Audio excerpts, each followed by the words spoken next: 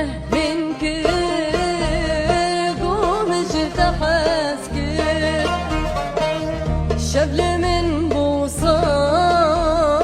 من ما فوق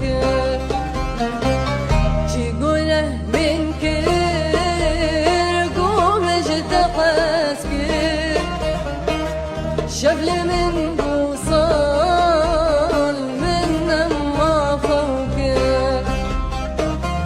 شي قدر دي خبيجر قداوينا